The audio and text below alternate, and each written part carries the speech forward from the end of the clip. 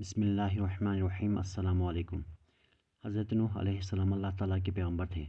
آپ نے تقریباً 900 سال تک لوگوں کو اللہ کی طرف بلایا، مگر آپ کی قوم کا جواب یہ تھا کہ آپ بھی ہماری طرح عام آدمی ہیں۔ اگر اللہ کسی کو بطور رسول بھیجتا تو وہ فرشتہ ہوتا، اور اس میں سے صرف 800 لوگوں نے ان کا دین قبول کیا۔ حضرت نوح علیہ السلام نے ان کے لیے عذاب کی بدعا فرمائی، جس کے نتیجے میں ان پر سیلاب کا عذاب نازل ہوا۔ اللہ تعالیٰ نے آپ کی قوم پر عذاب بھیجا اور آپ کو ایک کشتی بنانے اور اس میں اہل ایمان کو اور ہر چرن پرن کے ایک جوڑے کو رکھنے کو کہا۔ تب طوفان کی شکل میں عذاب آیا اور لوگ سوائے ان کے جو حضرت نوح علیہ السلام کی بنائی ہوئی کشتی میں سوار تھے، باقی سب ہلاک ہو گئے۔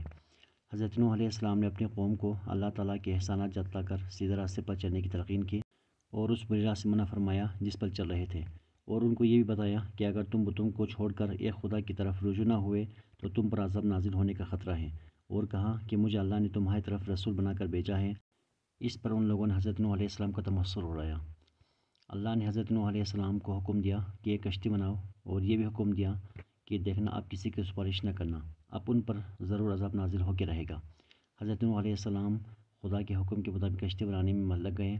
جب کشتی بن کر تیار ہو گئی تو خدا نے حکم دیا کہ اپنے اہل اور ان لوگوں کو کشتی پر سوار کر لو جو مجھ پر ایمان لے آئے ہیں، اور ہر جانور کا ایک ایک جوڑا بھی کشتی میں رکھ لو۔ جب سب لوگ کشتی میں بیٹھ گئے تو خدا کے حکم سے زمین کے سوتے پھوٹ پڑے، اس کے ساتھ ہی موسلادھار بارش شروع ہو گئی، زمین پر پانی بڑھنے لگا اور حضرت نوح علیہ السلام کی کشتی پانی میں ترنے لگے۔ پانی بڑھا تو حضرت نوح علیہ السلام نے دیکھا کہ ان کا بیٹا پانی میں ڈوبنے لگا ہے۔ آپ نے اسے آواز دی کہ اب بھی آ جاؤ تاکہ خدا کے عذاب سے بچ سکو، مگر اسے جواب دیا تم جاؤ، میں کسی پہاڑی کی چوٹی پر چڑھ کر اپنی جان بچا لوں گا۔ پانی تھا کہ تھمنے کا نام ہی نہیں لیتا تھا۔ دنیا کے نافرمان اور سرکش لوگ اس سیلاب میں فنا کی گھاٹ اتر گئے، اور حضرت نوح علیہ السلام کی کشتی جودی پہاڑی کی چوٹی پر جا کر ٹھہر گئی۔ اب خدا کے حکم سے سیلاب تھم گیا اور زمین نے سارا پانی اپنے اندر جذب کر لیا۔ اب خدا نے حضرت نوح علیہ السلام کو حکم دیا کہ کشتی سے اتر جاؤ، تجھ پر اور وہ لوگ جو تجھ پر ایمان لائے ہیں ان پر ہماری رحمت برکت نازل ہوں گی۔